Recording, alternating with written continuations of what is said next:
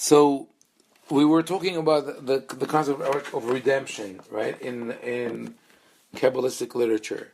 So here also we see historical development. First of all, we could say that the concept of redemption is one of the main axis in Jewish existence, and I think it truly is the redeeming factor of all of the Jewish people.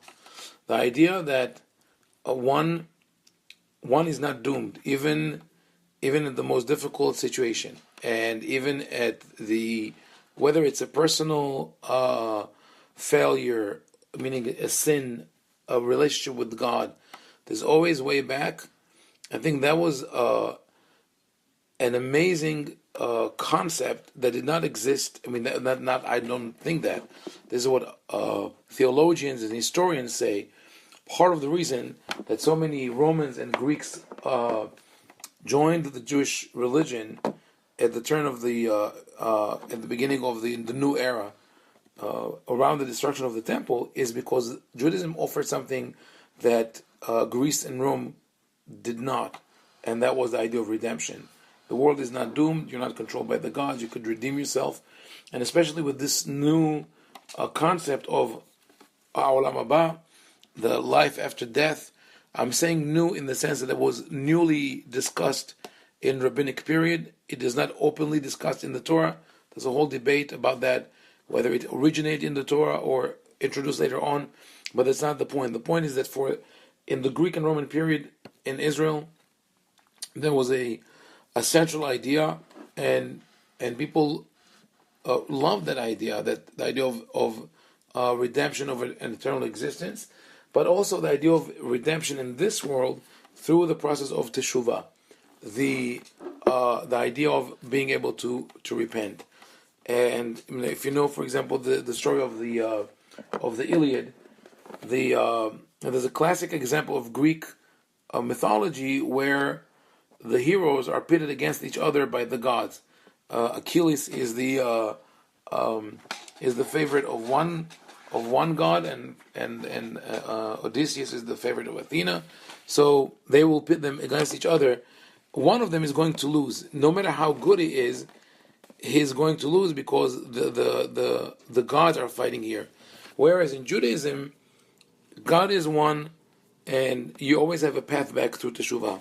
So redemption is a core concept. Franz Rosenzweig, in his Star of Redemption, identified different levels of geula, of redemption. One is on the personal level, the individual. One is the community, the community, the nation, in that sense. All of humanity, and the world as a physical entity. So, but they all could be traced back to the Bible and to our literature. So, for about, I would say, the first 1,000 years after the destruction, the idea of redemption was mainly the domain of the revealed part of the Torah, meaning not through Kabbalah, not through mysticism. Not Kabbalah didn't exist, but the mysticism of Yodei Chalot, of the Merkava scholars. They had those rare moments of elevation, but the rest of the time they were with the people, and the rabbis delivered the message through their sermons, through their teachings. Basically, you keep learning Torah, you keep doing the mitzvot, and eventually you will be rewarded, whether in this world or in the world to come. But what you're doing is not in vain. And that in itself is a sense of redemption, because the greatest frustration that one can have, the human being can have, is that all of his efforts are in vain. That there's no purpose. We always seek a purpose in life. So once you connect to this ideal purpose, in the national sense, it's the coming of Mashiach. For humanity is Olam Haba, where there's no war, there will be peace and harmony. In the individual sense, it could be the idea of teshuvah, of redemption, or the admittance into Olam Haba, into the Garden of Eden, or the world of the souls. So that all these things give people hope. They say that everything I do is for a reason. It's counted. It's worthwhile. And at the with the beginning of the new school of Kabbalah, that which started in Provence and in Gerona, we see a new understanding of the concept of Geula, and also part of it was also because of the cataclysmic events that rocked the Jewish world. You could say from the rise of Islam to the Crusades. People were asking in Germany, you have literature, poetry, and literature post-destruction, just like our literature post-Holocaust. People spoke to God after the destruction of the that caused by the Crusades, and said, "Why did you not listen to us? How did you ignore our sacrifices?" There's a poem. It's a very touching poem by Rabbi Ephraim Bar Ptahya of Regensburg, where he says, Abraham sacrificed one son, and you gave him everything he wanted, and we sacrificed thousands of our children. There were thousands of altars and thousands of bindings, and yet nothing happened. Why are you not listening to us? There was a catastrophic event that changed the mentality of the nation. Following the destruction of the temple, there were ups and downs, but never such a devastating event. And at the same time, Jews are either under the heel of Christianity, some of them are under Islam, but the holy sites in Jerusalem keep moving back from Christianity to Islam, and the Jews ask themselves, so okay, what is our place in the world? Who are we in God's world? And added to that, is the Christian theology, which sees the Jews as a disgraced nation. They're not the nation of God. They're not true Israel. The true Israel, Verus Israel, are the Christians, and we are only carnal Israel, the Israel in the flesh. So a new school of thought emerges. This is in Gerona, that speaks about the importance of building the temple. There's a messianic movement, and here we go back to your question, John, and that is about the sense of redemption. From that time on, we see the Kabbalists always bent on that concept of redemption. They wanted to bring the Geula. The question would only be whether the Geula is, or the redemption, is a concept that is taught by the scholars to the nation, and they are all active participants in that process, or do we have few select individuals who are working to bring that redemption? So, let's take a couple of sort of like slides of history and look at them. So one such debate of the role of the Kabbalists in the process of redemption was at the time of the early Kabbalists of Gerona in Spain, and the debate goes on between the school of Rabbi Azriel. Rabbi Azriel was one of the Kabbalists who really was mostly focused on Kabbalah, and I think that in itself is telling, because it relates to what we said before, that what is the focus of the person. It's not the ideology which dictates how the person will behave, but rather the person who dictates what the ideology will be. So we have on one end Rabbi Azriel, who mainly engages in Kabbalistic literature or mystical literature. That's the pre-Zohar period. And on the other hand, we have Rabbi Moshe ben Nachmanides, who is, besides his mystical knowledge, also a practical community leader who teaches halakha and Talmud and all that. And their debate is about the role of the temple and the rebuilding of Yerushalayim. So Rabbi Azriel was of the opinion that wherever you are, wherever you study Torah or you fulfill the mitzvot, you become the temple.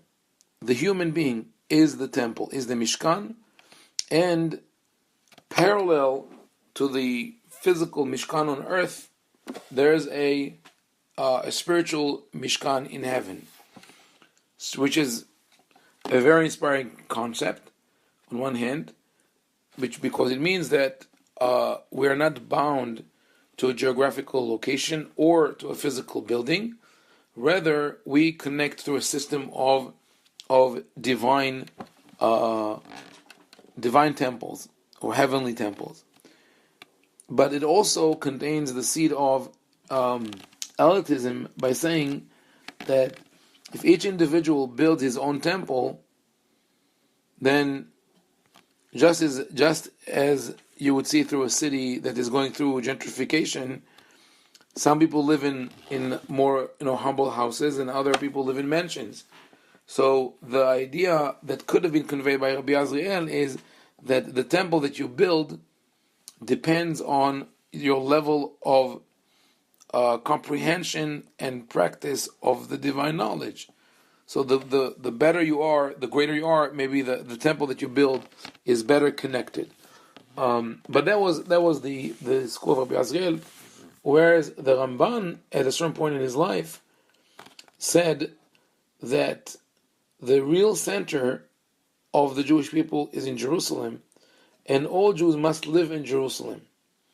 And he even went as far as to say that the observance of mitzvot and Torah outside Israel is not really mandatory, but rather it is only a mnemonic device. It's only a means for us to remember the mitzvot when we come back to the land of Israel.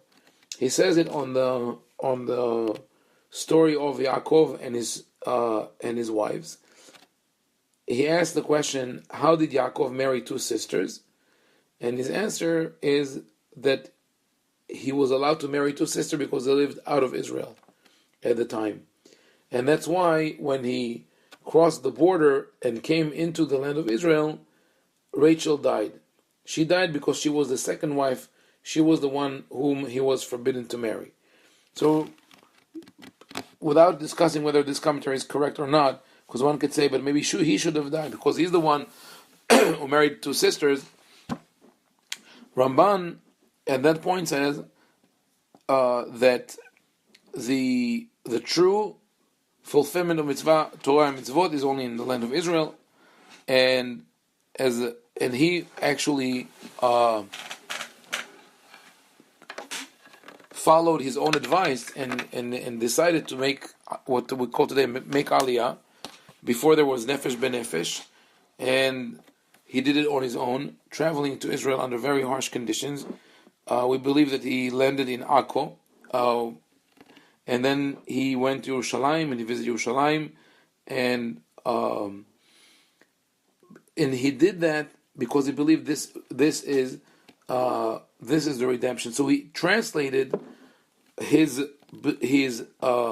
theological belief to practical actions, and also did it in a way that is not unique to him, because anyone who would have wanted could have joined him. Unlike the theology of Rabbi Azriel that says that with your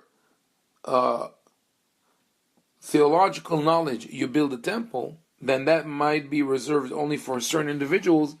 Ramban says, no, you physically get up and you go to the land of Israel. And that is something that everybody could do. You could see, I think, this is echoed later on in the theology of Avraham Yitzhak HaKohen Kook. Rabbi Kook says that the mere fact that one lives in Eretz Israel gives him a higher spiritual level.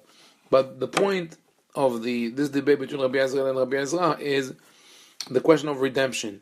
Is it something that is the role of the righteous person or the tzaddik to take care of, or is everyone engaged in it? So at that early stage of the mystical traditions, Kabbalah by nature, or mysticism by nature, was only known to few individuals. So they were debating the question: how do we do it? Do we build the spiritual temple in diaspora, or we go to Israel? When we go more into the literature of the Zohar is concerned all the time with the concept of redemption. Only the term that is used most frequently is not redemption; it rather is Yehuda, the unification. The exile is seen as a fracture, as a fault line, and there, people call it like shvirat kelim, and according to that concept of the vessels, the one concept of the original vessels that were there at the time of creation were not able to contain the divine abundance, and they broke, and therefore sparks fell into the force of evil. That in itself is an idea of crisis from the very beginning. Something went wrong, and now we have to fix it, and we have to be ma'alet kol ha'olamot, bring back all the worlds into their original place. If you really go with the concept to the end, you will say that paradoxically, if you bring everything back to the point of beginning, then nothing will exist, and there will be total destruction, and then total destruction will be also the total redemption, because there will be no more sorrow. But that's just the mental exercise. Anyway, if you take it to the physical world, think of what if we would have brought the world back to the initial stage of creation, right? So it will be a moment before the Big Bang, where all the matter in the world is concentrated in that black hole. So it will be perfect and beautiful, but there will be no life or nothing in the universe. So, but that is the aspiration of the Kabbalists of the Zohar. It's to connect the Sefirot, and the Sefirot to the Keter, and the Keter to the Ein Sof, and then everything flows back to the source. And though the knowledge was only used or practiced or studied by individuals, they believed that it belongs to the whole nation, and there were things that they did that the way they developed the whole system of theurgy of how the mitzvot are connected to changing the situation of the status of the Shekhinah, shows that they wanted everybody to be involved. And that has to do, I think, with the rabbinical training of some of them, because there were Kabbalists at that time, after the appearance of the Zohar, who were individualists, like Rabbi Avraham Abulafia. There were others. Rabbi Avraham Abulafia, we spoke about, he was an ecstatic Kabbalist.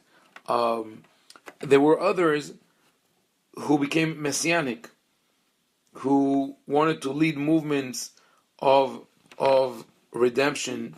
Some say that Shlomo Molcho and David HaRuveni, there are two famous figures from the time of the Spanish, during Spanish Inquisition, were in a way affected by Kabbalah. I don't know if it's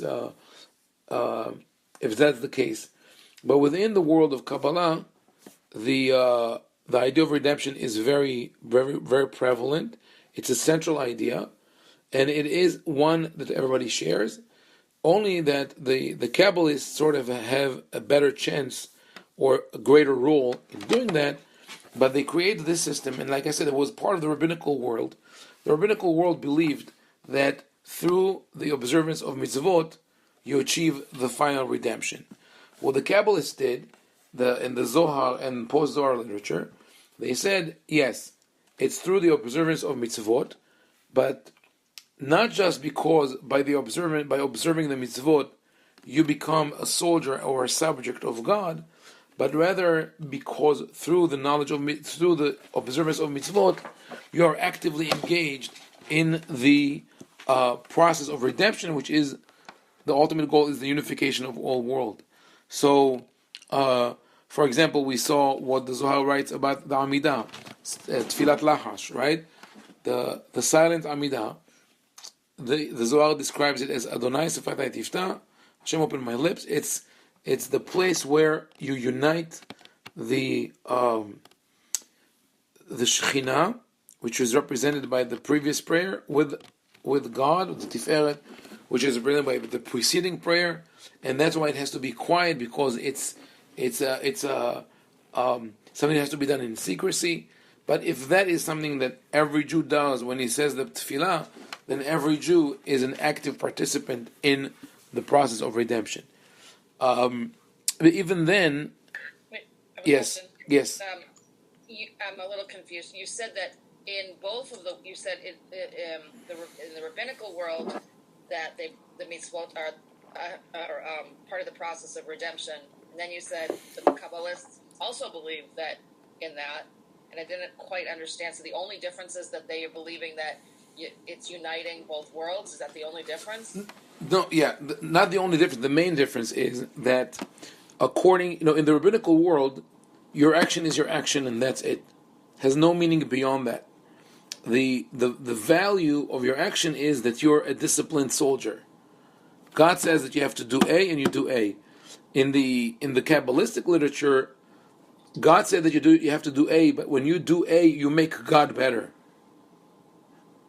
Or in other words, in the rabbinical world, God is always the supreme commander. Whatever you do, He will still be the same.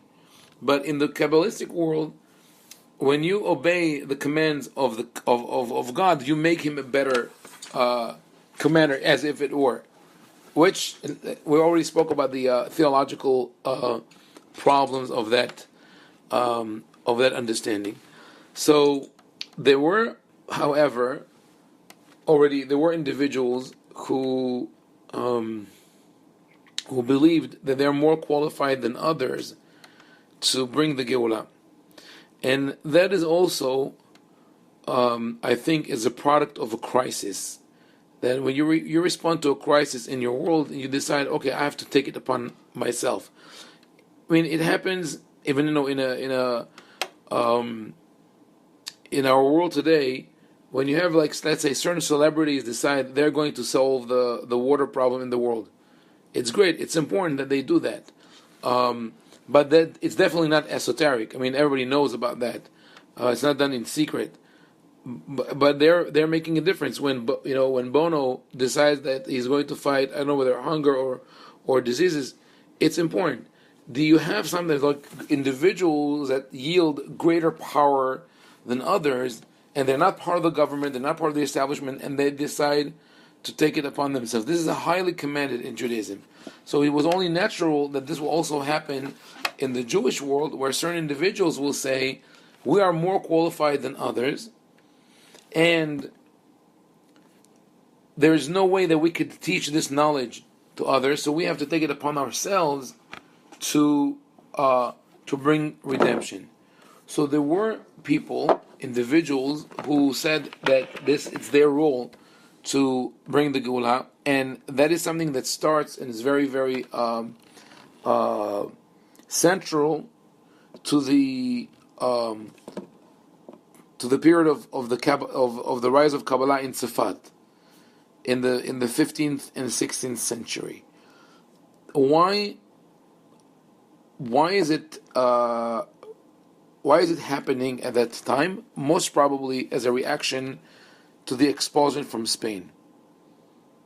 As a people, as a nation who keeps suffering, at a certain point you say, that's it, no more, that's the end, it cannot get worse than that, Mashiach must come now. And if Mashiach must come now, let me take care of it right now, I'll help prompt. I mean, if the task previously seemed insurmountable because there's no way that you could do it, now the feeling was, it's the end of days. It's the, like the apocalypse. and I have to do something because this is the right time to do it. So we have legends and we have facts. The legend is about Rabbi Yosef de la Reina. Have you ever heard the story, Rabbi Yosef de la Reina?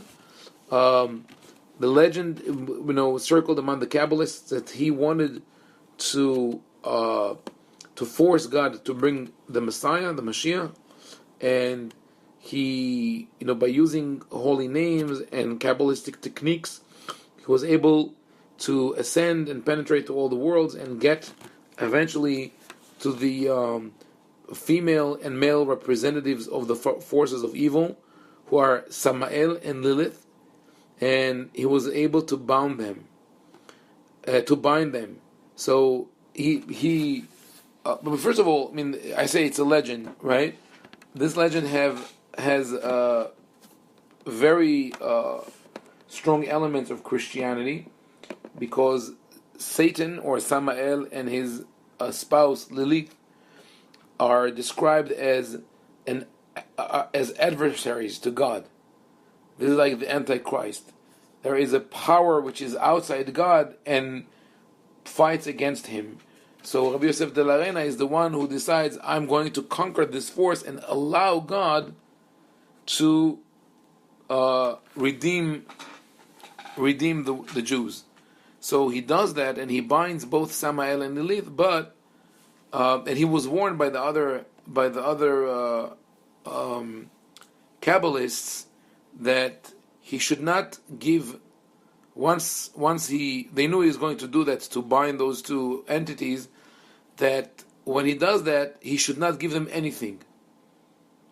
And then as they are bound, they ask him for some incense. They said, we just want to smell some ketoret, some incense, to sort of to breathe better, or whatever it is. And when he does that, they change, they kill him, and the whole story is over. And the symbolism of that is that smell is intangible, and it's close in Hebrew to the word ruach, spirit, ruach. And the Kabbalists were warning that by trying to push the yourself to bring redemption before its time, you're going to be hurt yourself, and that the line between